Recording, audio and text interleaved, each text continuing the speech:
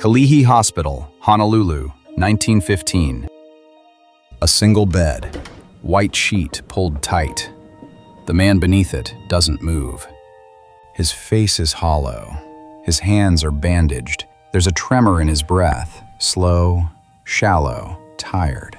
He doesn't flinch at the sound of gloves or the clink of glass on metal. He's felt too many needles. He expects this one to hurt.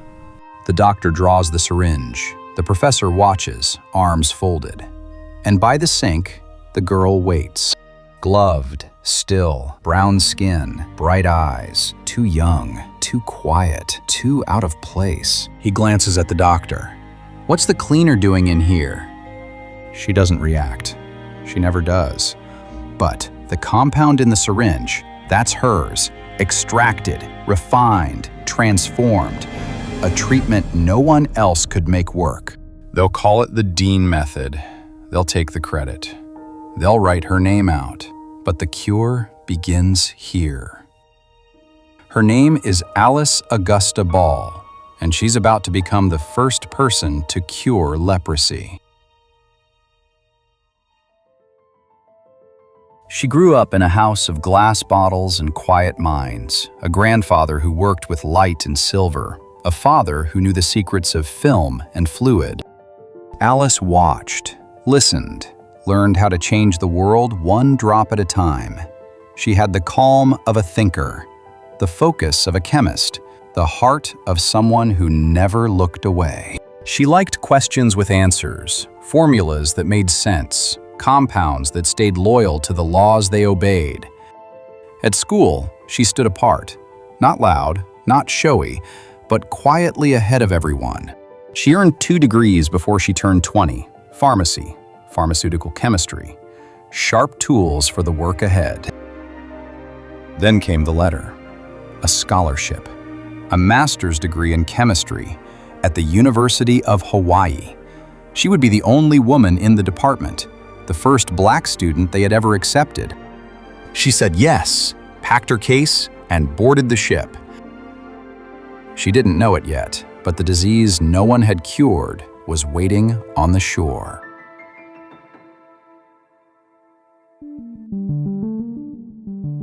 The college lab was nothing like the one back home. Hot, cramped, windows too small for the trade winds. But Alice didn't mind. It was the work that mattered, and the challenge was about to arrive. His name was Dr. Harry Holman from Kalihi Hospital, a place where the hopeless were sent to vanish. Men and women with lesions and pain and breath that turned to mist, the feared, the hidden, leprosy. Holman had been trying everything. Chaulmoogra oil, an old folk remedy still used in parts of Asia. But it didn't absorb. Too sticky to inject, too nauseating to drink, too painful when rubbed on skin. Alice listened, took notes, said she would try.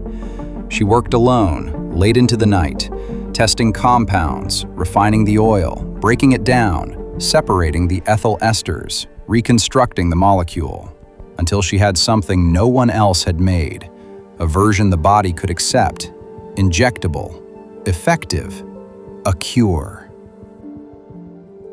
Holman tested it, one patient, then another, then more. And it worked. Fevers dropped, lesions faded. People who had been sent away to die began to walk out of Kalihi's gates. But Alice didn't publish, didn't claim it. And before her work could reach the world, she collapsed. Alice never came back. One week she was lecturing, the next she was gone. A sudden illness, a burning fever, a body that wouldn't recover. Some blamed chlorine exposure, an accident in the lab. Others said tuberculosis, the same disease that had taken her father. No one investigated, no one questioned it, no memorial, no headlines, just a bright young scientist quietly erased. She was 24. The lab stood still, her equipment left untouched, her notes stacked neatly on the desk, Scribbled margins, chemical formulae, ratios, refinements, results. The breakthrough was there, waiting. And so was he. Arthur Dean, the college president. He wore the confidence of men who wait, not curious, not cruel, just watchful, quiet, strategic. He'd seen her stay behind, seen the lights burning long into the night. He'd nodded as she passed him in the corridor, papers clutched to her chest, eyes bright with discovery. And he'd said nothing. When she collapsed, he said nothing again. No call to her family, no word to the papers, no funeral with flowers from the college. Days passed, terms changed. Alice's notebooks stayed where she left them, still crackling with what she'd found. And then, quietly, he opened them. He read, he copied, he published. No mention of the girl with the gloves. No credit for the breakthrough that saved lives across the islands and beyond. He named it the Dean Method. Reliable, groundbreaking, safe. The world cheered. Hospitals ordered stock. Patients healed. And Alice Ball vanished from history. No byline, no photograph, no recognition, just silence. The kind that settles into textbooks and teaches generations to forget. But silence has a life of its own. It can stretch across years, generations even, until someone finally chooses to listen. 7 years after Alice's death, Dr. Harry Holman tried. He wrote a paper naming her as the true creator of the treatment, saying it should be known as the Ball Method. But the world had already made up its mind. Dean's name had taken hold, neat, credible, unchallenged, and the truth was buried beneath it. For decades, that was how the story stood, a cure without its creator, a silence so complete it felt permanent. Until a student at the university began to question.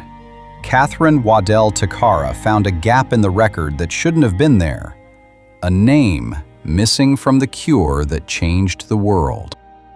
She refused to let it rest, and with the help of her colleagues, she traced the truth back through archives, papers, and memory until Alice Augusta Ball stepped out of the shadows once more.